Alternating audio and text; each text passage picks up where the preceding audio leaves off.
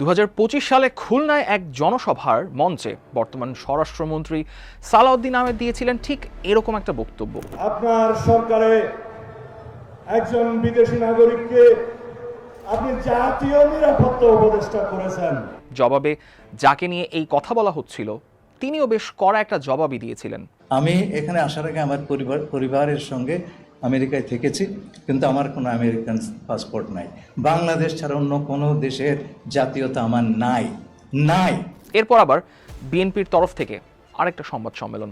Doctor খলিলকে অবিলম্বে জাতীয় নিরাপত্তা উপদেষ্টার পদ থেকে সরিয়ে দিয়ে দেশে বিদেশে তার অবস্থান সম্পর্কে সম্পূর্ণ তথ্য দেশের জনগণের সামনে হাজির করতে হবে। কিন্তু এসব এখন অতীতের ঘটনা, কারণ বছর ঘুরে জাতীয় নির্বাচনের পর বিএনপি সরকারের নতুন ক্যাবিনেটে এই সাবেক উপদেষ্টাই এখন অতি গুরুত্বপূর্ণ পররাষ্ট্রমন্ত্রীর দায়িত্বে, যার পদত্যাগের দাবি উঠেছিল ঠিক কয়েক মাস আগে।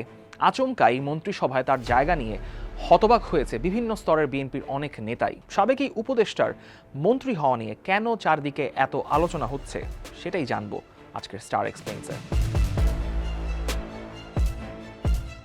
বিএনপির মন্ত্রিসভায় খলিলুর রহমানের নাম উঠে আসে একদম শেষ মুহূর্তে।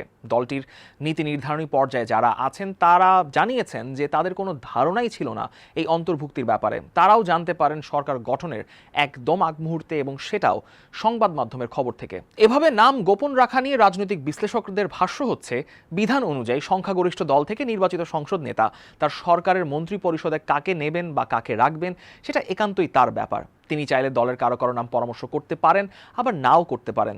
এখন কেন খলিলুর রহমানকে মন্ত্রিসভায় জায়গা দিল বিএনপি, এমন প্রশ্নে আনুষ্ঠানিকভাবে দলটির নেতারা মন্ত্রী করার পক্ষে বা বিপক্ষে কোনো দিকেই আসলে কথা বলতে রাজি হননি। তবে দলটির নীতি নির্ধারণী পর্যায়ের একাধিক নেতা অনানুষ্ঠানিক আলাপে বিবিসি বাংলাকে জানিয়েছেন যে বর্তমান ভূ রাজনীতিতে যুক্তরাষ্ট্র, চীন এবং প্রতিবেশী ভারতের যে অবস্থান, সেখানে বাংলাদেশের ভারসাম্য রক্ষা করে চলার ক্ষেত্রে পেশাদার এবং দক্ষ একজন পররাষ্ট্রমন্ত্রী প্রয়োজন। খলিলুর রহমানকে সরকারে নেওয়ার ক্ষেত্রে তার দক্ষতা বিবেচনায় এসেছে বলেই তারা এখানে মনে করছেন। তবে খলিলুর রহমানকে মন্ত্রিসভায় অন্তর্ভুক্তি নিয়ে প্রশ্ন তুলেছেন জাতীয় নাগরিক পার্টির আহ্বায়ক এবং সংসদ সদস্য নাহিদ ইসলাম। তার মতে, খলিলুর রহমানের মন্ত্রিসভায় যোগ দেওয়ায় অন্তর্বর্তী সরকারে থাকাকালীন তার ভূমিকা নিয়ে গুরুতর প্রশ্ন উঠবে। তার মতে, খলিলুর রহমান আগে থেকেই একটি নির্দিষ্ট রাজনৈতিক দলের পক্ষে কাজ করেছেন এবং পুরো বিষয়টি একটি বড় ইঞ্জিনিয়ারিং বলেও মন্তব্য করেছিলেন নাহিদ ইসলাম। এছাড়া প্রশ্ন উঠতে থাকে অন্তর্বর্তী সরকারের দায়িত্ব থেকে নির্বাচনে বিজয়ী দলের মন্ত্রিসভায় যোগ দেওয়া স্বার্থের সংঘাতের তৈরি করে কিনা। অর্থাৎ নির্বাচনে যিনি একজন রেফারির ভূমিকা পালন করেছেন সেখান থেকে সরাসরি বিজয়ী দলে গিয়ে যোগ দেওয়াটা কনফ্লিক্ট অফ ইন্টারেস্ট কিনা। পররাষ্ট্র কর্মকাণ্ডে আমাদের জাতীয় স্বার্থ পাই পাই করে বুঝে নেব, এই ব্যাপারে this is our red line. তার ভাষ্য মতে তিনি জোর করে আসলে বিএনপির মন্ত্রিসভায় যোগ দেননি, এবং ইলেকশন ইঞ্জিনিয়ারিং এর যে অভিযোগ তার বিরুদ্ধে তোলা হয়েছে, যেটা নাহিদ ইসলাম তুলেছেন, সেটাতে তিনি বলেছেন যে আরেকবার ভোট তারা গুনে নিতে পারেন। এখন প্রশ্ন আসছে, বিএনপি একসময় যার পদত্যাগের দাবি তুলেছিল তাদের সাথে সম্পর্ক কিভাবে বদলে ফেললেন তিনি? সে উত্তর খুঁজতে আমাদের যেতে হবে 2001 সালে। সে সময় তৎকালীন তত্ত্বাবধায়ক সরকারে খলিলুর রহমানকে সেই সরকারের প্রধান উপদেষ্টা বিচারপতি লতিফুর রহমানের একান্ত সচিবের দায়িত্ব দেওয়া হয়েছিল। নির্বাচনের পর ক্ষমতায় এসেছিল বিএনপি নেতৃত্বাধীন সরকার, এবং সেই সময় বিএনপির সাথে তার সম্পর্ক সখ্যতা তৈরি হয় বলে সেরকম একটা ঘটনা প্রতীয়মান হয়েছিল। তারপর দীর্ঘ সময় তিনি তেমন আলোচনাতে না থাকলেও জুলাই পরবর্তী বাংলাদেশে তিনি চলে আসেন বাংলাদেশের রাজনীতির কেন্দ্রের কাছাকাছি। অন্তর্বর্তী সরকারের তরফ থেকে প্রথমে তাকে নিয়োগ দেওয়া হয় প্রধান উপদেষ্টার রোহিঙ্গা সমস্যা এবং অগ্রাধিকারপ্রাপ্ত বিষয়াবলী সংক্রান্ত হাই রিপ্রেজেন্টেটিভ হিসেবে। তারপর তাকে দেওয়া হয় জাতীয় নিরাপত্তা উপদেষ্টার দায়িত্ব।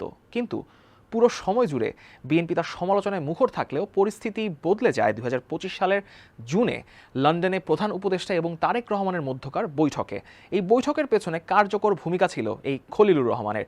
লন্ডনে সেই বৈঠকের পর বিএনপির সাথে বর্তমান পররাষ্ট্রমন্ত্রী নিজের সম্পর্ক ঠিক করে নিয়েছিলেন বলে বিবিসি বাংলার একটি প্রতিবেদনে পাওয়া যাচ্ছে। খলিলুরকে মন্ত্রিসভায় জায়গা দেওয়ার ব্যাপারে আলোচনায় রয়েছে যুক্তরাষ্ট্রের সঙ্গে বাণিজ্য চুক্তির প্রেক্ষাপটটাও। বিবিসি বাংলার দাবি, নির্বাচনের 3 দিন আগে যুক্তরাষ্ট্রের সঙ্গে বাংলাদেশের যে বাণিজ্য চুক্তি হয়েছে তার পেছনে খলিলুর রহমানের একটা ভূমিকা রয়েছে।